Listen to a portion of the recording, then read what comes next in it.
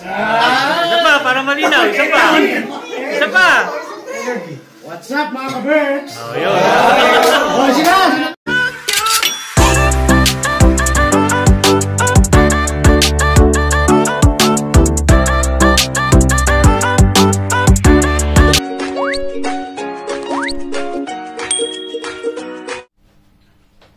Maulan na umaga mga ka-birds. Kararating ko lang galing sa aking duty.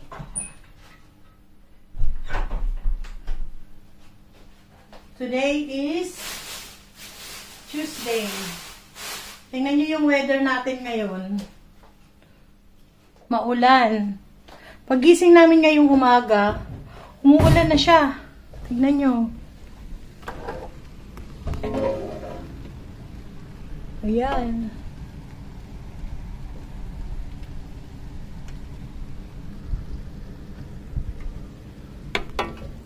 Masama ang ating weather. So, bumili ako ng beef.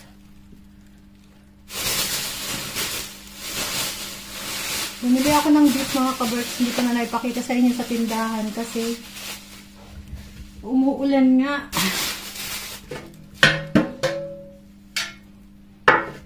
Magluluto ako ng beef steak. Tingnan nyo, oh, bagong kata yung baboy. Ay, yung baboy. Bagong kata yung beef. Namiss ko yung ano, yung niluto ni Chris na beef steak nung nandun kami sa Kotka. Nandun kami sa summer house.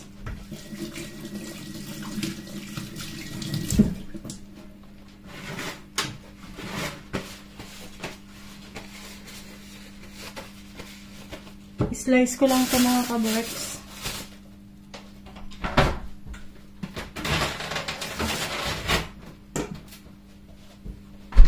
Labas ko muna tong garlic. Gusto ko maraming garlic pagka ano. Itong garlic na to, ito yung na-chop na. Tapos nilagay ko lang sa tawag nito. Yung yung may sealed na ano, sealed na pack para every time na gagamitin ko is ano ko lang sa microwave. Ganito lang gagawin ko, yan. Napunit. Pero okay lang yan. Gaganituhin ko lang yan.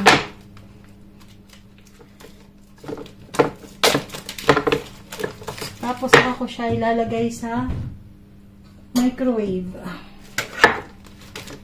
Para hindi na ako mag-chop-chop. Every time nagagamit ako ng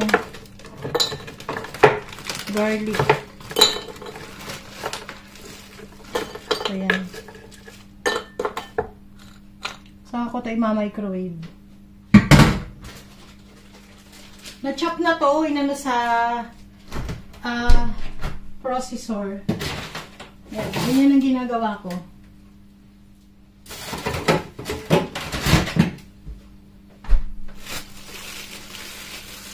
So, dyan muna kayo mga ka-birds. I-slice ko muna to. See? Ang ganda ng beef.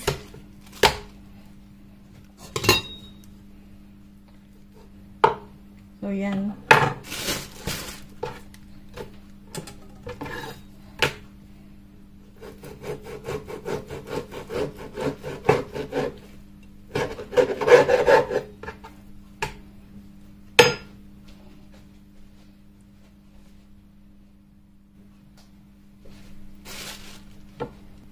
Ayan na, nakapag-slice na ako ng maninipis mga ka-birds. Itong iba ay gagawin kong cubes. Para pang ano, pang ibang putahe naman. Kasi masyado tong marami, 2 kilos tong binili ko.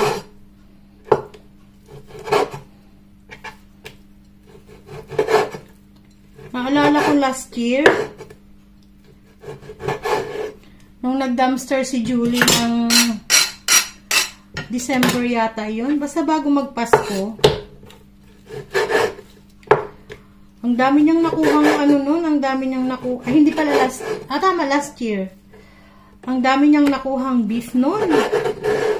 Binigyan niya kami nun ng 2 ganyang kalalaki, oh, nakaganyan. Siguro mga ano yun, mga nasa 20 kilos siya, or 15 kilos yung binigay niya sa amin nun. Tagal naming inuubos. Meron nga palang nag-ano sa amin dati. Yung mga nakaraang vlogs pa yun.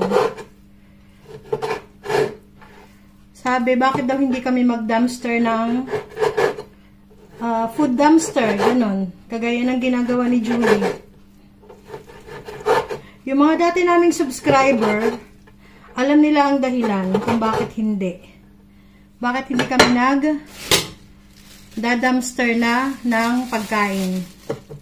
Kasi mga ka-Berks, yung mga pinagda-dumpsteran ni Julie, especially yung S-Market, kung napapansin, kung na ano nyo, sa mga dating subscriber, kung naaalala nyo, yung dumpster area ni Julie na pinangalanan niyang ka-Berks area, doon ako nagji-duty dati. So one time, siguro mga bago pa lang si Julie nagda-dumpster nun, mga 1 month pa lang, ganun. Nag-try kami mag-dumpster doon. Alam nyo, nahuli kami. Nahuli kami ni Kero. So, hindi na namin inulit yun. Pangalawang rason kung bakit hindi kami nagda-dumpster. Kasi yung area na yun, na pinagjujutihan ko, at kahit sa ibang area, tadtad ng CCTV yun. Like, alam nyo naman yan. Kita yan dyan sa ano. Maraming CCTV doon. May posibilidad 80 to 90% na makikilala kami. Kasi yung mga area na pinagjujutihan namin ay lahat yan, lahat ng sa company namin ay nagre-relieve, pwedeng magpaikot-ikot. So, kilala kami ng staff. Para lang for safety, para lang, syempre, alam nyo naman yan, sa amin, bawal, binawalan kami ng ano namin, ng bawal sa kumpanya namin na ganun. Kung bakit namin sinabi na binawalan kami, kasi nung week na yon na nag-dumpster kami, since yung HR namin ay nanonood, or iba naming katrabaho nanonood, nakarating yata sa office namin na nagda-dumpster kami. So, nakatanggap kami ng email na bawal kaming manguha kahit na nasa dumpster pa. Kasi nga, empleyado kami. At kliyente ng company namin yung area na yun. So, yun yung rason kung bakit hindi kami nagda-dumpster. Pero siguro, pwede kami mag-dumpster, hindi dito sa Helsinki. Baka pwede dun sa part nila Chris. Kasi hindi naman kami kilala dun. Hindi naman kami nagjo-duty dun. So, yun. Yun yung dahilan. Kasi merong nag-comment dyan. Para doon kami makatipid. Ba't daw hindi kami mag-dumpster? Kahit hindi kami mag-vlog. Kahit hindi namin i-vlog. Ba't daw hindi kami mag-dumpster? Ang dahilan ay makikilala kami ng mga staff doon. Kung sakali makita kami sa CCTV at kung mahuhuli kami. Yun ang dahilan mga ka-Berks.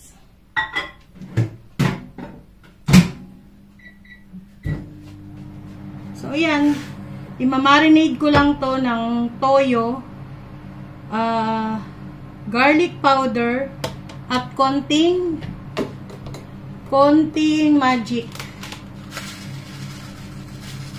At paminta. And then, igigisa ko siya dito sa pressure cooker para mabilis. Kasi ang oras ay mag-11:30 na.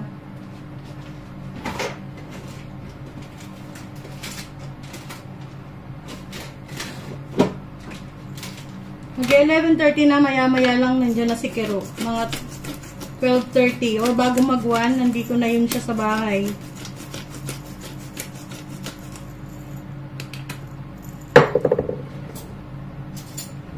Tapos papasok kami ng 1:00.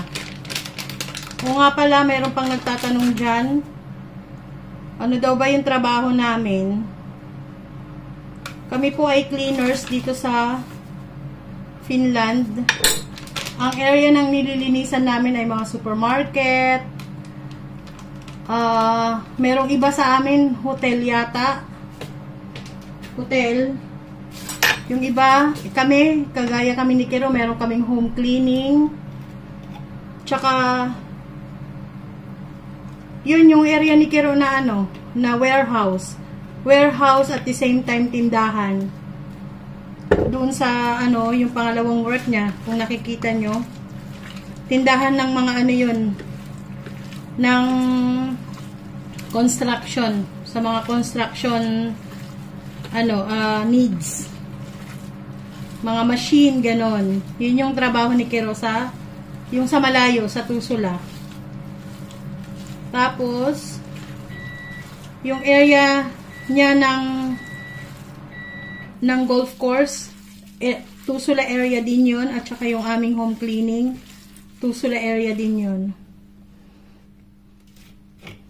Ako naman, tsaka meron kaming, may second job ako. Ang second job ko ay, ayun yung 2 to 10 namin. Ganon din si Kero. 2 to 10.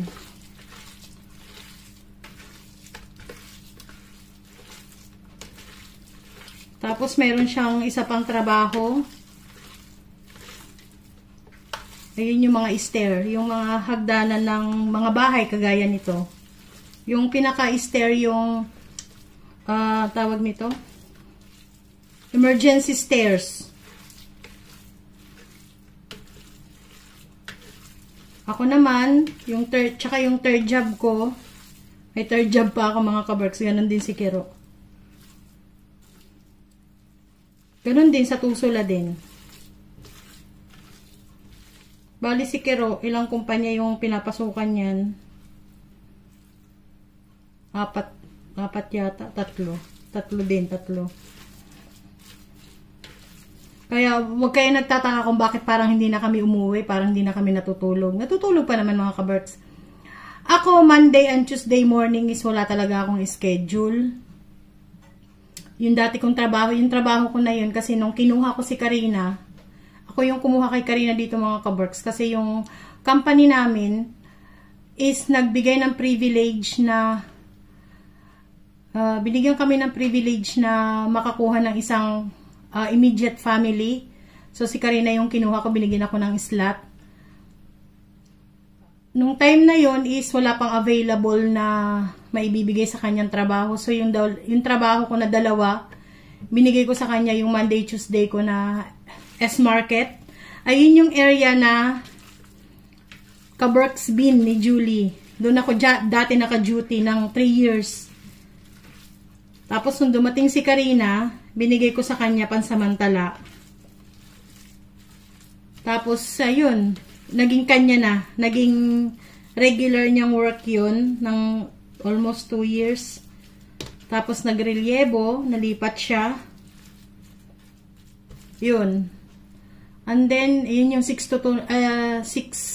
a.m. namin na trabaho, 6 to 9:30. Ayun yung trabaho namin na yon. And then, uwi kami sa bahay ng tanghali, magluluto ako. Ito, gagawin ko, magpre-prepare ako ng pagkain namin para pagdating ng mga bata ng hapon, ang pasok nila Reng is hanggang alas 3 ng hapon. Si Sam naman minsan 1:30. Alas 2 nandito na siya sa bahay. Para pagdating nila may pagkain sila. Ito yung pagkain namin ng tanghali hanggang sa madatnan ng mga bata. Then, papasok kami ng 1:00. Bibiyahe pa kami papuntang city kasi sa city ang ano namin, ang location ng second job namin. Ako sa Campi, si Kero sa ano lang, Sornainen, sa main siya. So yun, kaya ganun ang trabaho namin mga kaberks. Pero natutulog pa naman kami. Monday to Friday yun. And then Saturday, ayun yung full load talaga kami sa trabaho pag Saturday. Kasi yun yung sa Tusula, marami kaming work doon. Ayun yung pumapasok kami alis kami ng bahay ng 5 a.m. or 5:30.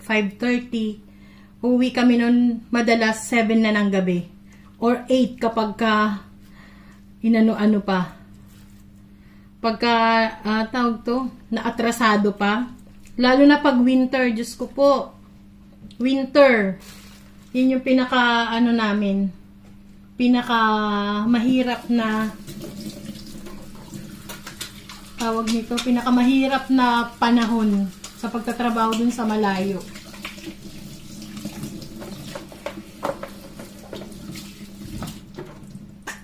Minsan nababala ako pa si Kiro sa pagka makabalang yelo.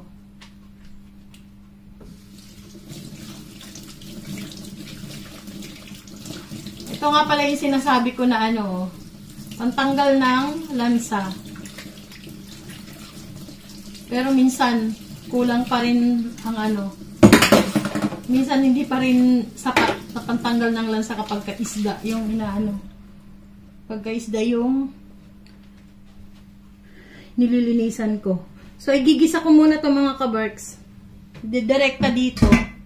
Dito ko muna siya palalambutin bago ko siya pa igigisa ulit sa kawali. Gisa ko na siya mga kabarks.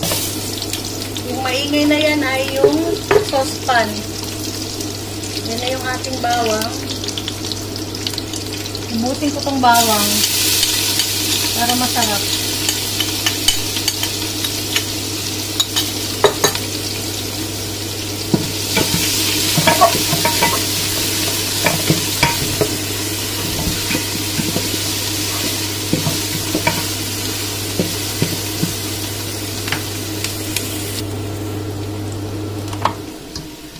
Nag-brown na yung bawang, So, ilagay ko na tong beef.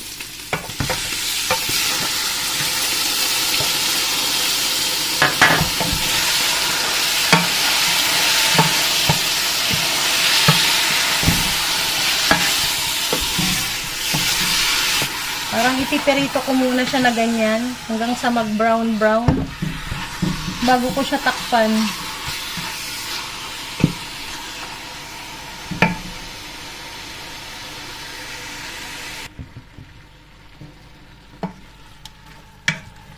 Ayan na, nag-brown na siya. Lalagyan ko na to ng tubig mga kabergs. Hanggang sa lumambot na. Papalambutin ko na yan. Ayan na, kumukulo na sa mga kabergs. Patayin ko na tong kalan. And then, tanggalan ko na lang to ng pressure. Tapos isasalang ko sa kawali. Ililipat ko sa kawali. Siya mga kabergs. Lagay na natin tong sibuyas. Maraming sibuyas. Nagmamantika na siya.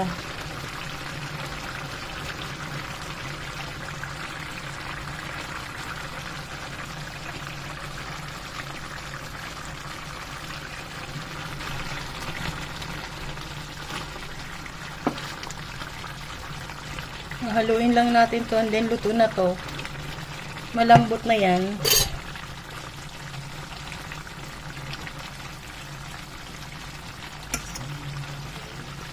Ayan o, malambot na siya mga kabergs.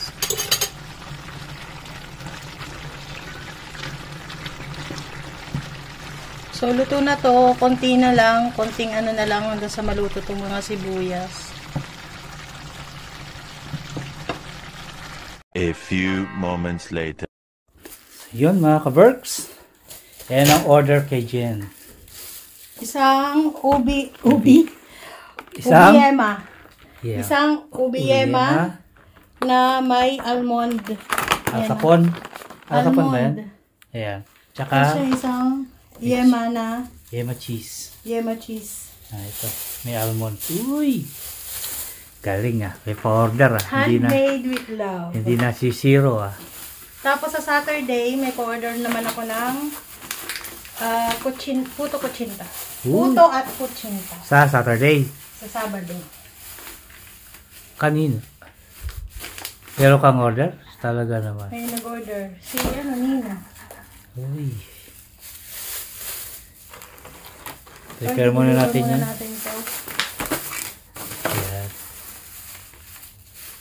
Galing talaga ng asawa ko eh. Daming alam gawin sa buhay eh. Gusto mo ba? Meron pa akong gawin? Hindi lang pagmamahal sa akin yung alam gawin eh. Gusto mo ba gumawa akong ano? Kung pwede lang tayo magtindang kakanin dito, ano yun, nilalako sa mall. Kagaya ng ginagawa natin sa Pilipinas? sa festival mall dati.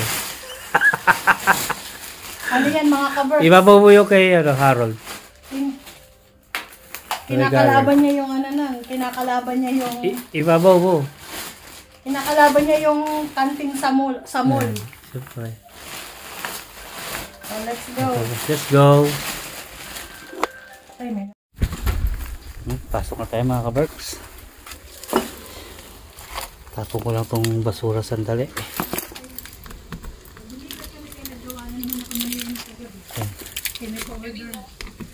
Yan.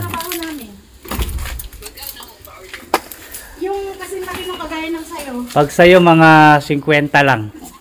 Scammer. Pagka tropa, 50 lang.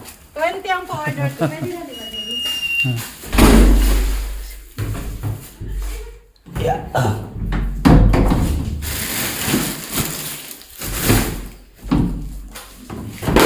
Natin itong basura. Okay na, let's go. Ulan. Yung baho mo baka matapon. Ayan. Huwag mo paiyakin si Bella. So yun mga ka-Berks, pasok na tayo. Meron akong baon. At ano to, yung beef steak siya kakanin, siyempre. Kaya kausap niya si Julie. Niloloko niya si Bella, pinapaiyak. Yan. Dadaan muna namin yung order kay Jen na yama cake bago kami lumaretso sa trabaho. So yun.